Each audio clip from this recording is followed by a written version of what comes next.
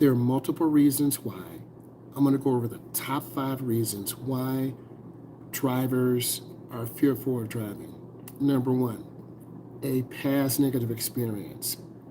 Example, when I was little, my dad was driving to Texas. We went through Illinois, and there was a huge patch of ice. My dad is a very good driver. He was driving in a larger vehicle, Chrysler, and he lost control. The car slid sideways down into a ditch about 80 feet. My mom prayed. I didn't know what was going on. My little brother was asleep. That impacted me. I took you guys through that experience. My dad stayed calm. He didn't overturn or underturn. And we went down a huge drop. We could have rolled the car over. We could have died. I don't know how my dad did it, but he got control of the car and he got out. No tow truck, no nothing. My mom was praying, God, Jesus, Lord, please protect us. And God put his hands on us. That experience changed my life.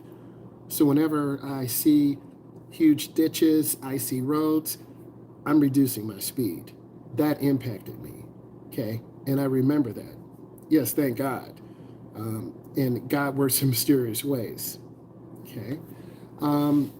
Road rage. This is very huge today. Probably over the last 7 to 9 years, I see extreme road rage. People are cutting us off. Beginning drivers and young drivers make very slow maneuvers. They process things very slowly. As a result, people are cutting us off, tailgating us, giving us the middle finger. I mean, it's to see some of these things, I don't really think you guys understand. I mean, people are just very hard on us. I had a young lady last summer have a panic attack in the car.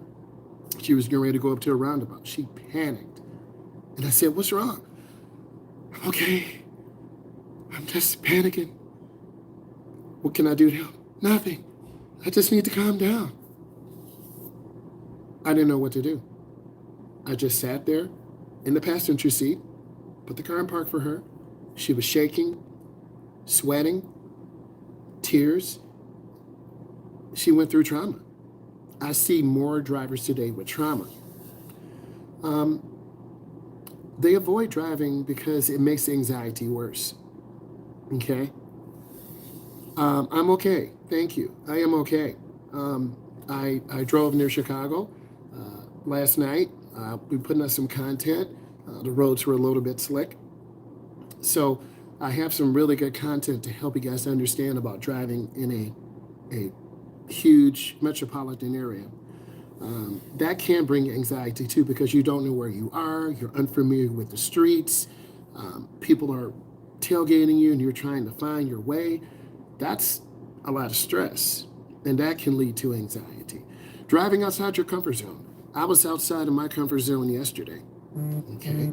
And if you're outside of your comfort zone, you're going to drive slower, you're going to process slower, you don't want to go the wrong way on a one-way street. There's so many things, and it impacts us differently. This could be public driving in unfamiliar areas. You are getting anxiety because you can't find your destination. So these things do impact you tremendously. When you get fear and symptoms of feeling trapped, you have to get out. You got to get out of the car. You got to get some fresh air. These panic attacks can happen anywhere. Merging on expressway, that's very stressful for drivers. Making left turns, being by semi trucks. All of these things bring on a lot of triggers of feeling trapped, of feeling enclosed. So when those panic attacks happen, you need someone who's going to give you the love of support, who's going to listen, who's not going to dismiss, oh, you're just playing. No, panic attacks and anxiety are real. I see more students on medication to reduce that anxiety. I have students that are coming from different countries, coming to the United States. I show them love, I give them support, I teach them, I do the best that I can. So the second one obviously is driving out of your comfort zone into a new city, a new state, a college, going to a new location. Maybe the GPS gives you the wrong address, and then you got to turn around and drive back 5 or 6 miles. That's anxiety. Your fuel is low. You're at a half a tank, you think you can make it. You're at a fourth of a tank, you can't find a gas station. That happened to me this morning, coming back. I left 3 in the morning. I had some good rest, felt good. I was at a little less than half a tank, drove about 150 miles. Then I started looking at the gas gauge. That's anxiety. Can I make it? The first gas station was closed. I'm like, I'm okay. I'm at 135 miles. The next gas station, there was someone in there, but they didn't open the door. And then my credit card got denied. I'm like, oh my God.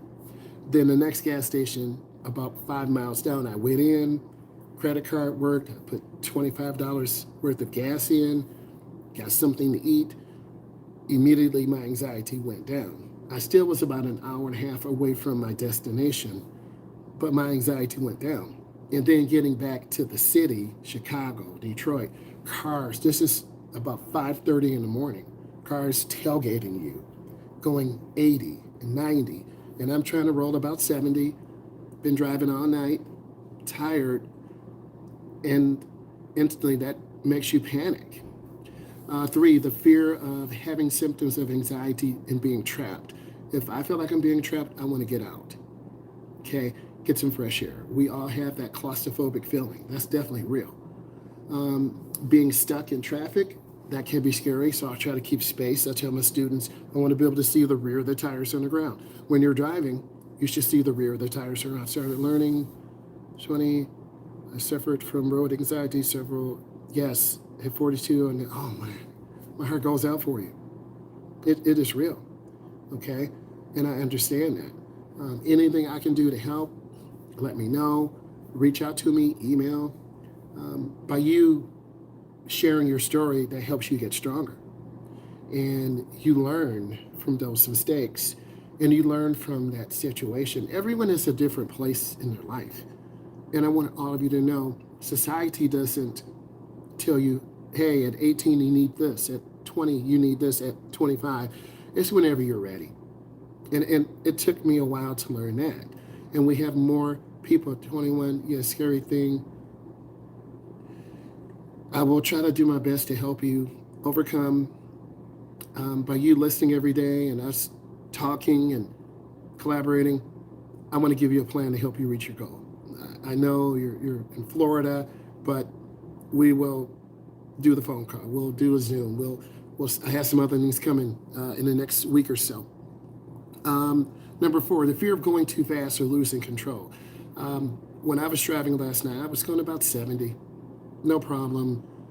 I was alone for about an hour and a half on the expressway, trying to stay alert, trying to stay awake. Then when I got near a huge city, a lot of semi-trucks.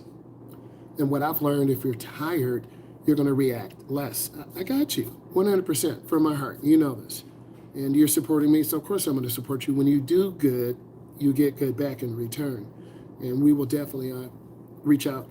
And then a lot of semi-trucks started coming out. This is like 5:30 in the morning. 25 semi-trucks. And I'm trying to stay in the left lane. A semi-truck merged out really slow. You understand what I'm saying. I'm here for you, Lucy. No problem. I'm here for you, 100%. And if I can help you get stronger, encourage you to get back into driving, discuss situations that cause anxiety, how to reduce those things, then I'll help. I had true anxiety earlier. I thought I was going to run out of gas, even though I had about 120 miles left in range.